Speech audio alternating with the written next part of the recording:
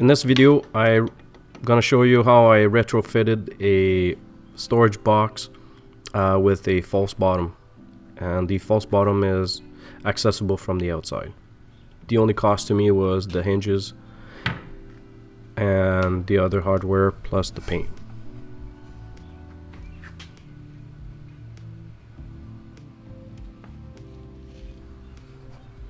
Initially, I found the box on the side of the road and I sent it to my dad to create a false bottom, but my kids just filled the box right to the rim and the side just let go. It just exploded. So since it was close to going to the garbage, I decided to simply try a different way of creating a false bottom, and this is what I came up with. So first I took apart all the items, and I kept all the hardware because I want to reuse it and put it back together.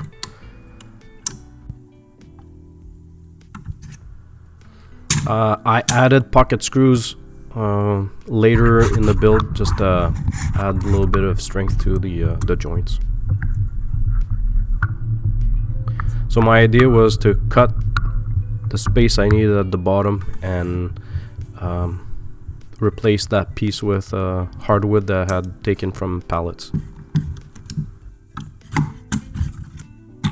That's the most satisfying for me is during the project is actually taking the stuff apart.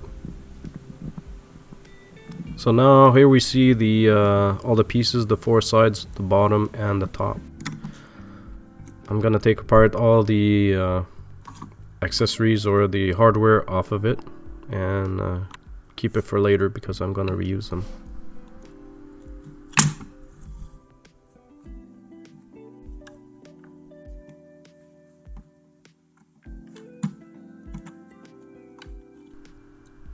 After removing all the accessories or the hardware, I moved on to separating the bottom part to the panel. That was made with just a simple saw. I cut the joint.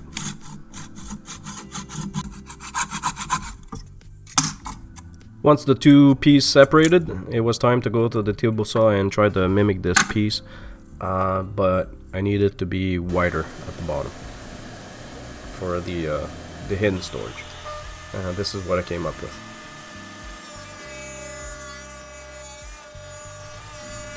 So my first cut was for the dado where my false bottom would sit in. Later on I came back and just cleaned the excess piece of wood that was left. So this is the piece I started with, and now I needed to cut the little bit on the side and the width. I did the same thing for 3 panels. I did a little bit different for the front panel where my door would be. So on the table saw with my nice little makeshift sled, I removed the excess material. And then I moved on to cutting the side pieces to size. With my dado cut all the way, I had to fill some of the pieces. I simply used a little piece of wood and glued it in place, and then used a little knife and cut it away. This will give a little bit of strength for when I did my my pocket holes. To assemble this project, I used the pocket holes and the screws, and it gave quite a bit of strength. I was quite surprised, and a little bit of glue.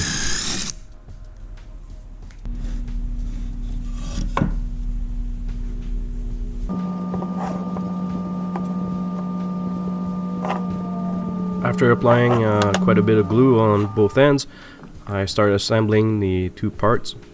I used pocket screws and a vise to make sure that the two pieces were equal or flat, and then another vise to make sure that they were stuck together quite well. and it was easy just to put the two screws in.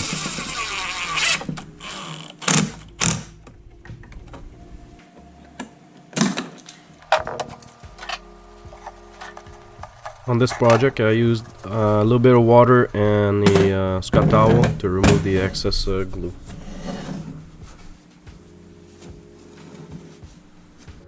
Those are the pictures of the bottom I assembled. It's gonna be pine. It's out of an old cabinet. Off camera I made the door, and now I'm installing the hinges. The door is basically the same as the other pieces I made previously, but it's made out of hardwood because I need the lip to be strong, and the lip is where my kid's gonna grab it to open the door. I had to do all the work on the bottom and the front door before they get installed because of the lack of space or access.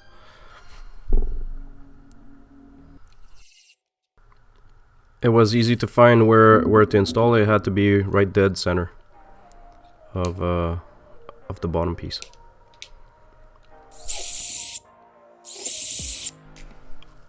Once installed, I had to make sure all the adjustments were done properly because, again, the lack of access.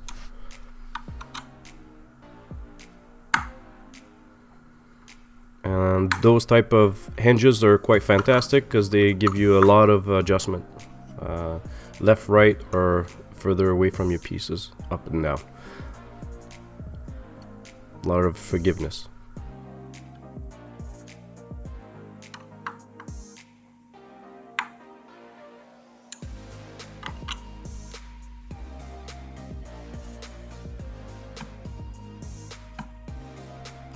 And then before I went too far, I sanded everything so I can paint the inside.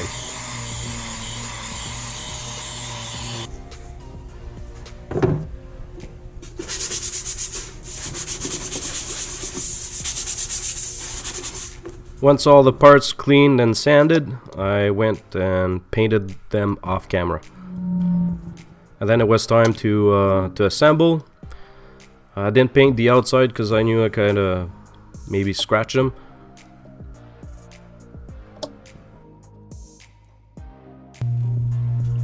The assembly of the chest went pretty well. I was quite impressed. By using all the hardware that was there in place was very helpful to line it up, and the fact that I used quite a bit of pocket holes and screws made it quite a bit stronger. On this project there's no legs, so I simply install some felt, little piece of felt at the bottom with sticky that you get at good old dollar store or Dollar Tree.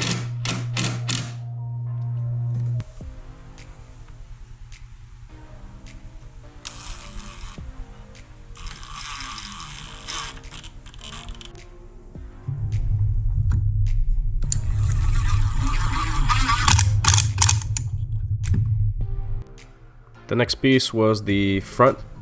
Again, the hardware that was there previously helped quite a bit to align everything up into the proper place.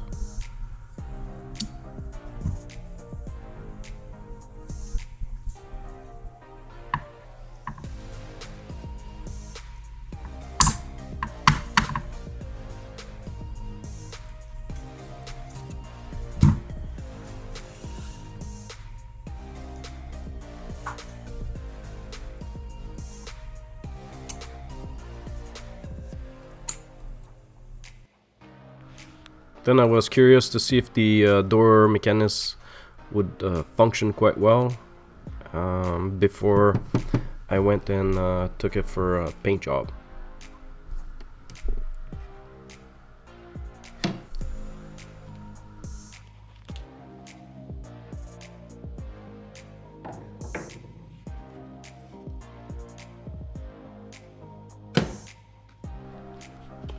Then I removed the door, taped the hardware for the door, and simply went to town and gave it a few coats of paint. And it's that nice berry pink.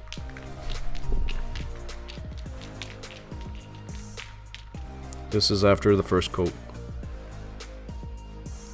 So off camera I attached the lid and the front door.